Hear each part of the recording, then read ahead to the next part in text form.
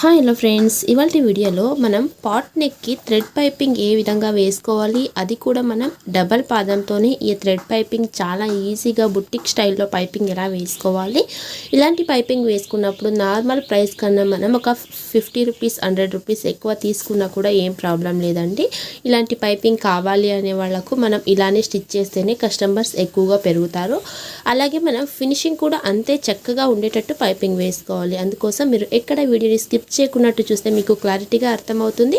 అలాగే వీడియో చూస్తూ ఒక లైక్ చేయండి. ఇక లేట్ చేయకున్నట్టు ఈ థ్రెడ్ పైపింగ్ని ఈజీగా మనం ఎలా స్టిచ్ చేసుకోవాలో ఇప్పుడు చూద్దాం.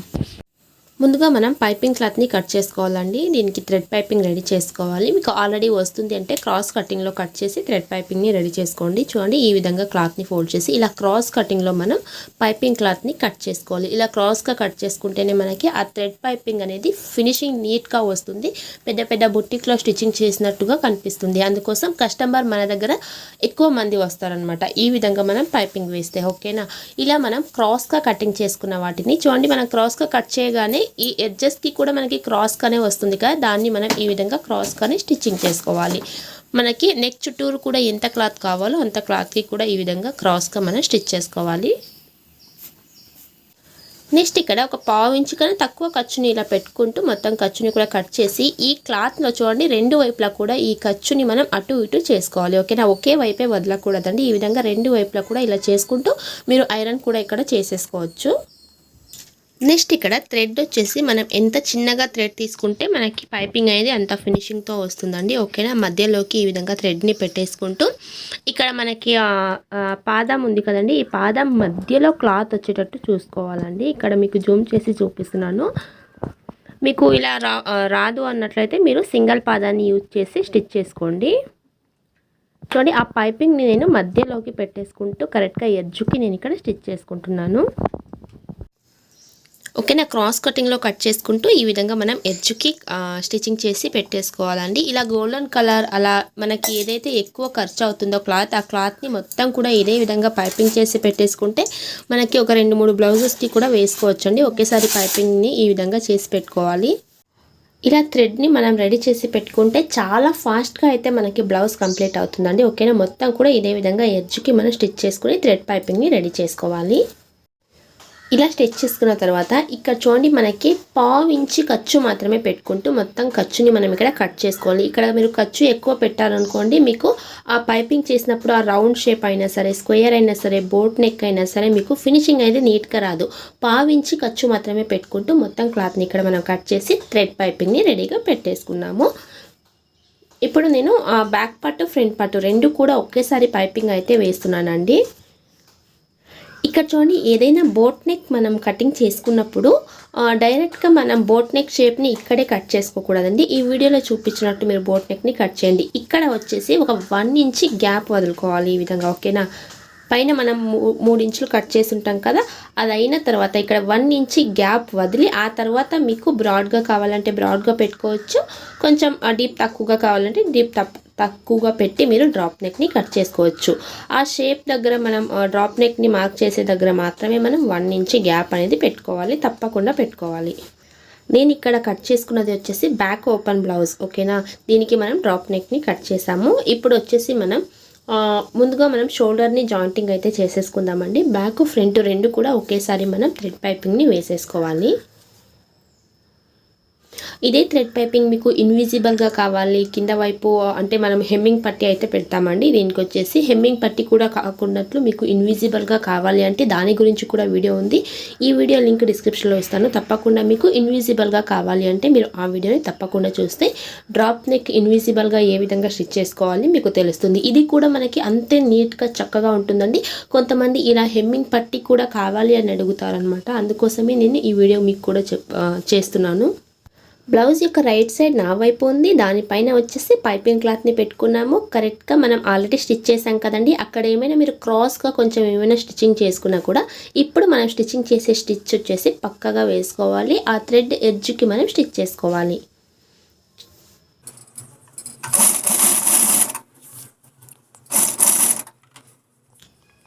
చూడండి, ఇక్కడికి వచ్చేసరికి మనం మధ్యలో ఈ విధంగా ఒక మార్క్ వేసుకుని ఇక్కడ దాకా స్టిచ్ వేసుకోవాలి ముందు. నెక్స్ట్ మనం పాదాన్ని పైకి లేపి ఈ విధంగా టర్న్ చేసుకుంటూ మళ్ళీ స్టిచ్ చేసుకోవాలి.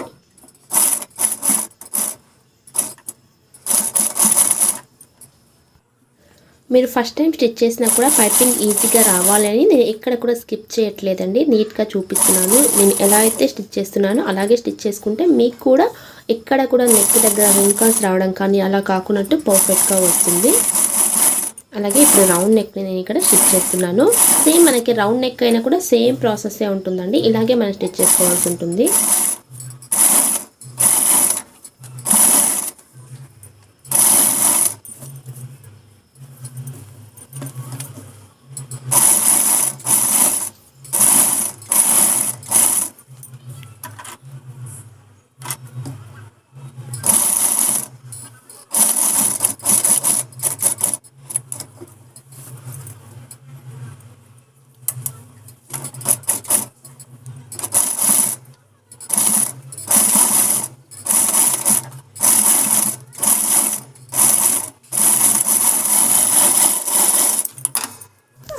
చూడండి మొత్తం పైపింగ్ కూడా వేసుకున్నాం కదా, మనకి ఎంత చక్కగా అయితే వచ్చింది. అలాగే ఇక్కడ వచ్చేసి మనం డ్రాప్ నెక్ మార్క్ చేసాం కదా, ఇక్కడ చూడొచ్చు మీకు కొంచెం ఇక్కడ క్లాత్ అనేది కనిపిస్తూ ఉంది కదండి.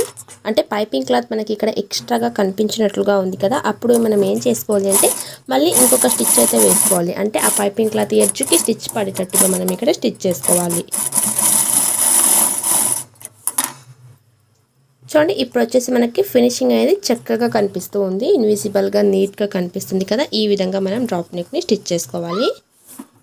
అలాగే మొత్తం క్లాత్ని కూడా ఒకసారి చెక్ చేసుకోవాలి. మొత్తం కూడా పైపింగ్ మనకి ఒకేలాగా వచ్చిందని చూసుకోవాలండి. ఓకేనా, మొత్తం కూడా మనకి ఇక్కడ ఒకేలాగా వచ్చింది. ఇప్పుడు వచ్చేసి మనం దీనికి హెమ్మింగ్ పట్టీని స్టిచ్ చేసుకోవాలి.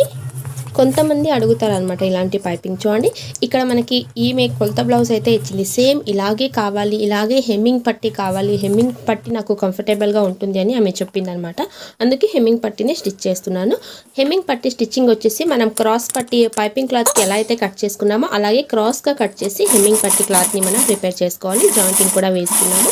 ఇప్పుడు మనం నార్మల్గా ఇప్పుడు పైపింగ్ క్లాత్ ఎలా అయితే పెట్టి స్టిచ్ చేస్తామో అలాగే ఈ హెమ్మింగ్ పట్టీని కూడా పెట్టి స్టిచ్ చేస్తున్నాము.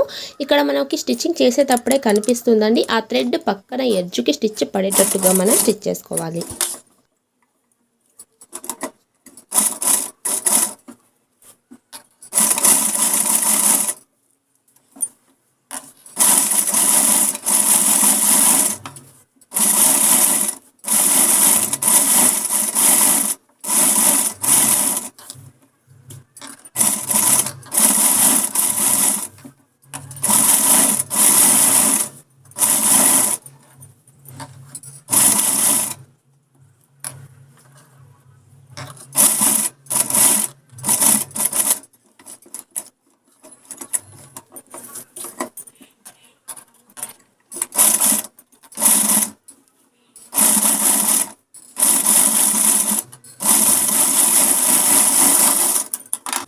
ఇలా స్టిచ్చింగ్ చేసాం కదండి. చూడండి ఇప్పుడు మనం ఈ విధంగా టర్న్ చేస్తే ఇక్కడ మనకి ఆ పైపింగ్ క్లాత్ ఖర్చు అయితే కనిపిస్తూ ఉంది కదా. ఇక్కడ ఇంకొంచెం మనం ఈ విధంగా స్టిచ్ చేసుకోవాలి. ఓకేనా, స్టార్టింగ్లోనే మనం నీట్గా స్టిచ్ చేసుకోవచ్చు. బట్ ఆ స్టార్టింగ్లో వేసుకోవడానికి కాలేదు అన్నా కూడా మళ్ళీ మనం ఈ విధంగా ఎక్కడైతే మనకి క్రాస్గా స్టిచ్చింగ్ పడిందో దాన్ని చూసుకుంటూ మళ్ళీ ఇలా మనం స్టిచ్ చేసుకోవాలి. చూసారా మనకి పర్ఫెక్ట్ ఫినిషింగ్తో అయితే వచ్చింది. సేమ్ మెథడ్తో మనం మొత్తం కూడా చెక్ చేసుకోవాలి. ఒక్కొక్కసారి బిగినర్స్కి పైపింగ్ అనేది కొంచెం క్రాస్గా పోతుంది కదండి, అందుకోసం చెప్తున్నాను. ఇలా మనం మళ్ళీ కూడా ఒక స్టిచ్ వేసుకుని దాన్ని సరి చేసుకోవాలి. అలాగే డైరెక్ట్గా స్టిచ్చింగ్ చేస్తే మనకి థ్రెడ్ పైపింగ్ అనేది ఫినిషింగ్ చక్కగా కనిపించదు అనమాట, అందుకోసం చెప్తున్నాను. ఓకేనా, ఇలా పెట్టుకున్న తర్వాత ఇప్పుడు మనకి ఇక్కడ 1/4 ఇంచు ఖర్చు మాత్రమే పెట్టుకోండి. 1/4 ఇంచు కన్నా ఎక్కువగా ఖర్చు పెట్టుకున్నట్లయితే మనకి పైపింగ్ వేసుకున్నా కూడా మనకి ఆ నెక్ దగ్గర వచ్చేసి నీట్ ఫినిషింగ్ అయితే ఉండదు. హెమ్మింగ్ పట్టి దగ్గర కుచ్చుల్లాగా వచ్చేస్తాయి. అందుకోసం 1/4 ఇంచు ఖర్చు పెట్టుకుంటూ ఎక్స్ట్రాగా ఏమైనా ఖర్చు ఉంటే మీరు కట్ చేయండి. ఆ తర్వాత మధ్యలో ఈ విధంగా 1 ఇంచు 1.5 ఇంచు గ్యాప్ వదులుతూ మనం చిన్నగా ఈ విధంగా కట్స్ పెట్టుకోవాలి. మొత్తం కూడా మనకి ఆ షేప్ రౌండ్ షేప్ చక్కగా వస్తుంది అప్పుడే.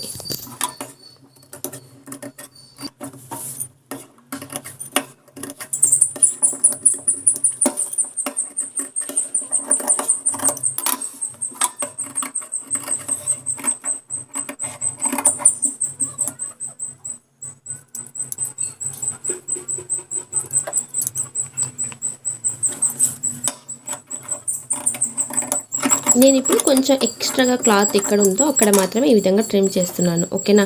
ఇలా అయిపోయిన తర్వాత ఖర్చు మొత్తం హెమ్మింగ్ క్లాత్ వైపుకు పెట్టుకుని వీడియోలో చూపిస్తున్నట్లు ఇలా ఫోల్డ్ చేసుకోవాలి. ఈ హెమ్మింగ్ పట్టీ యొక్క విడ్త్ మనకి 1/2 ఇంచు విడ్త్ ఉంటే సరిపోతుంది. లేదంటే 1/2 ఇంచు కన్నా కొంచెం ఎక్కువ. మనం 1/2 ఇంచు విడ్త్ పెట్టుకుంటూ హెమ్మింగ్ పట్టీని స్టిచ్చింగ్ చేసుకోకూడదండి. ఇంతే విడ్త్ పెట్టుకుంటూ స్టిచ్ చేసుకుంటే మనకి ఫినిషింగ్ చాలా చక్కగా ఉంటుంది. పెద్ద పెద్ద అంగట్లో బుటిక్ స్టైల్లో మనకి ఈ పైపింగ్ అనేది రెడీ అయిపోతుంది. హెమ్మింగ్ కూడా మనకి అంతే ఫినిషింగ్తో అయితే కనిపిస్తుంది. ఓకేనా? ఈ విధంగా ఫోల్డ్ చేసుకుంటూ మొత్తాన్ని కూడా మనం ఇప్పుడు స్టిచ్ చేసుకోవాలి.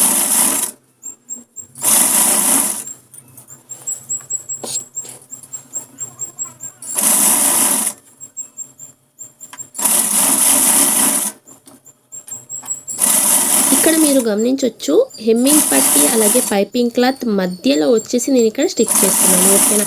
ఇలా స్టిచ్చింగ్ చేసుకుంటే మళ్ళీ మనకి మరొక స్టిచ్ వేసుకోవాలి అనే అవసరం ఉండదు. డైరెక్ట్గా మనం హెమ్మింగ్ చేసుకోవచ్చు అండి. పైపింగ్ క్లాత్ అలాగే హెమ్మింగ్ పట్టీ దాని యొక్క మధ్యలో మనం స్టిచ్చింగ్ చేసుకోవాలి.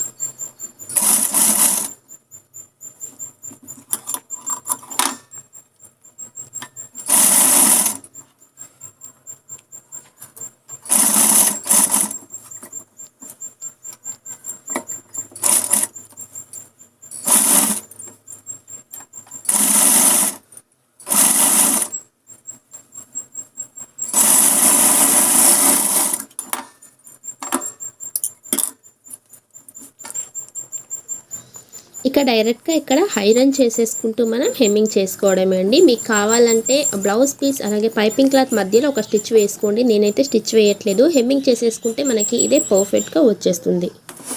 చూడండి, నీట్గా ఇప్పుడు నేను ఇక్కడ నెక్ మొత్తాన్ని కూడా హెమ్మింగ్ చేసేసుకున్నాను.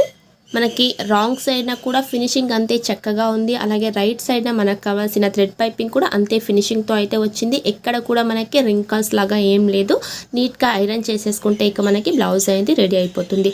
చూసారుగా ఫ్రెండ్స్, థ్రెడ్ పైపింగ్ని మనం ఈజీగా బుటిక్ స్టైల్లో ఎక్కువ కస్టమర్ పెరగాలంటే మనం ఇప్పుడిప్పుడు స్టార్ట్ చేసాము టైలరింగ్ అన్నట్లయితే ఎక్కువ కస్టమర్ రావాలి అంటే మనం ఫినిషింగ్తో ఈ విధంగా పైపింగ్ ఇచ్చి చూడండి.